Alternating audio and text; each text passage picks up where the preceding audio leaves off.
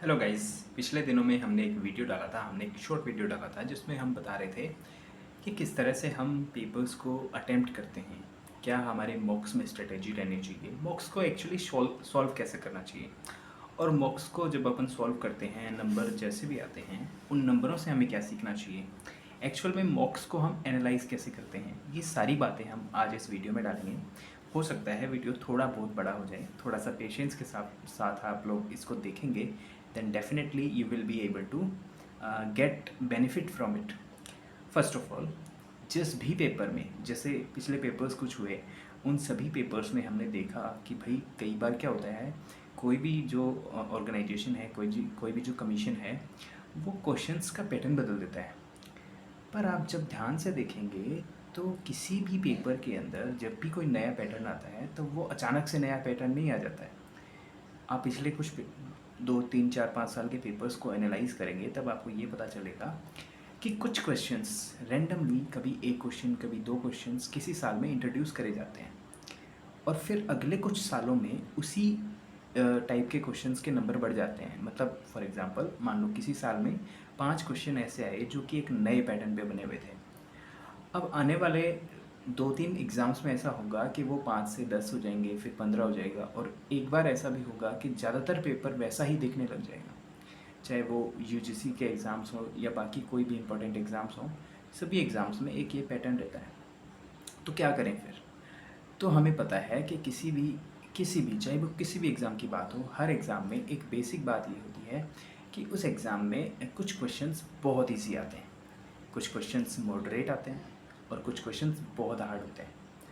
अब जो easy questions आते हैं, जितने भी इजी क्वेश्चंस आते हैं, अगर हम उनको छोड़ते हैं तो हम सबसे बड़ा लॉस वहीं पे करते हैं, और वहीं पे हम एग्ज़ाम को जो है हार जाते हैं, एग्ज़ाम एक तरीके से फेल हो जाते हैं। क्योंकि इजी क्वेश्चंस जो सब कर रहे हैं वो हम नहीं कर पा रहे हैं अगर, तो डेफिनेटली हम पीछे रह जाते हैं।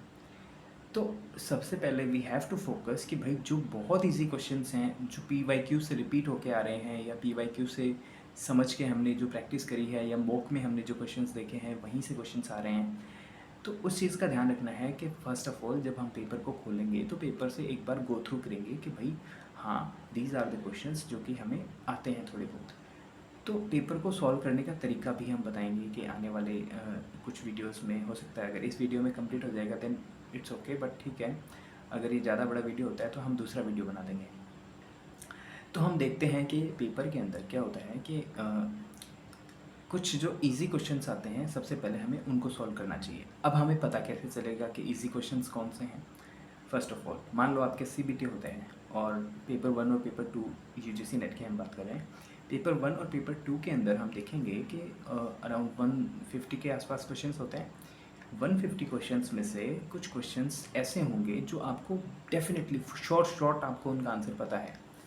फर्स्ट ऑफ ऑल आपको स्किमिंग करनी है। जस्ट एज्यूम कि आपने शुरू के 20 क्वेश्चंस देखने हैं, और उनमें से इन 20 क्वेश्चंस में से आपको वो ही क्वेश्चन करना है जो आपको शॉर्ट आता है।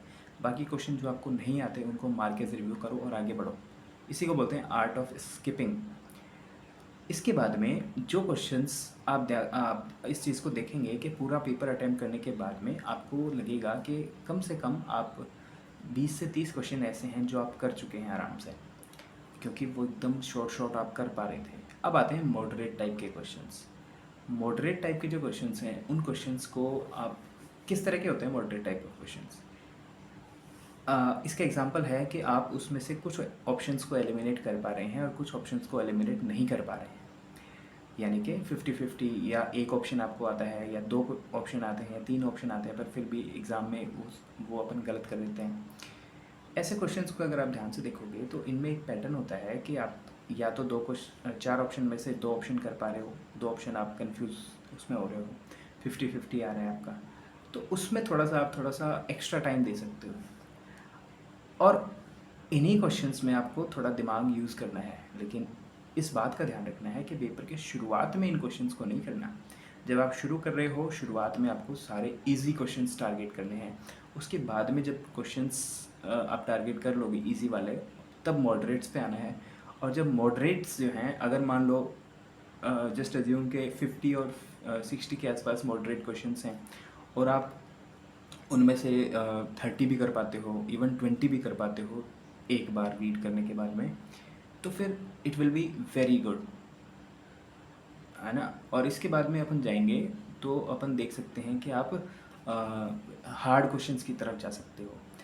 जो क्वेश्चंस आपने बिल्कुल भी नहीं पढ़े हैं, जो क्वेश्चंस मतलब आपके एकदम ऊपर से जा रहे हैं, कोई भी ऑप्शन मैच नहीं कर रहा है, बिल्कुल एब्जर्ड सा कोई भी क्वेश्चन आ गए हैं, तो ऐसे क्वेश्चंस जहाँ तक मुझे लगता है you should skip those questions first of all. उसके बाद में जो क्वेश्चंस आपको लगता है कि हाँ हम इसको थोड़ा बहुत एलिमिनेशन से या थोड़ा बहुत हमने पढ़ा हुआ है, थोड़ा बहुत लिंक करके हम कर पा रहे हैं, ऐसे क्वेश्चंस को थोड़ा टारगेट करना है। ऐसे क्वेश्चंस को जब आप टारगेट करोगे तो हो सकता है कि 5 में से 2 सवाल ठीक भी हो जाएं आपके, 3 गलत भी हो सकते हैं। यहाँ से आपका ओवरऑल जो सिलेबस बनेगा उसमें आपके नंबर्स बहुत अच्छे से काउंट करे जा सकते हैं। लास्ट में जब टाइम बचता है किसी भी एग्ज़ाम में, तो उस टाइम के अंदर आपको ध्यान रखना होता है कि सिंपल और मॉडरेट टाइप के जो क्वेश्चंस हैं उनको, उनके जो बचे हुए क्वेश्चंस हैं या जिनमें आपको कन्फ्यूजन हो रहा है या आपकी हिम्मत ही नहीं हो रही है कि इसको मैं लगा दूँ, ऐसे क्वेश्चंस को करना है। तो आई थिंक इस तरह से आपका पेपर जो है वो सॉल्व किया जाना चाहिए एज़ पर दी डिफ़िकल्टी लेवल। अब अपन देखते हैं कि पैटर्न क्या होना चाहिए, मतलब पहले कौन से सवाल करें। इजी वाले करें तो इजी में भी कौन से करें। हमें पैसेज बहुत अच्छे से आता है तो पैसेज करते हैं क्या शुरू में? बिल्कुल नहीं। हमें शुरू में वो क्वेश्चंस करने हैं जो छोटे हैं, जल्दी हो सकते हैं, चाहे वो कोई भी पोर्शन हो, चाहे वो पेपर 1 का पोर्शन हो, चाहे पेपर 2 का पोर्शन हो। पेपर 1 के पोर्शन में जो क्वेश्चंस छोटे छोटे क्वेश्चंस हैं, सबसे पहले हमें उनको टारगेट करना है, और जितना ज़्यादा हम उनको टारगेट करेंगे उतने ही ज़्यादा हमारे मार्क्स बढ़ेंगे। अगर शुरू में हम पेपर के शुरू में अगर स्टक हो जाते हैं किसी क्वेश्चन के अंदर, तो हमारा ज़्यादा टाइम वहाँ पे वेस्ट हो जाएगा। माइंड में कई बार क्या होता है कि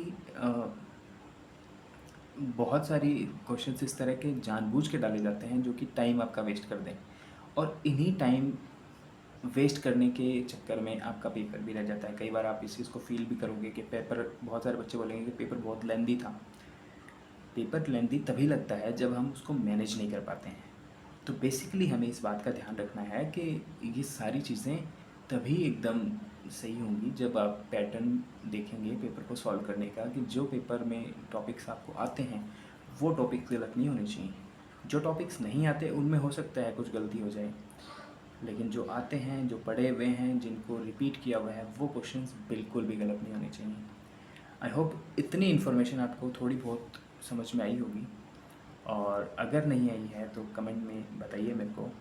I will make another video जिसमें हम और डिटेल में इनके बारे में बात करेंगे। If you are interested then definitely will help you. और वीडियो थोड़ा लेट हो गया है, उसके लिए वी आर सॉरी। थोड़ा सा एग्ज़ाम्स के चक्कर में ही ये सब थोड़ा सा शेड्यूल ऐसा हो रखा था कि वीडियो नहीं बना पाए। बहुत जल्दी हम इंग्लिश लिटरेचर की वीडियोस भी कंटिन्यू करने वाले हैं with a new kind of system, जहाँ पे हम पूरे अच्छे डिजिटल नोट्स के साथ में आप लोगों के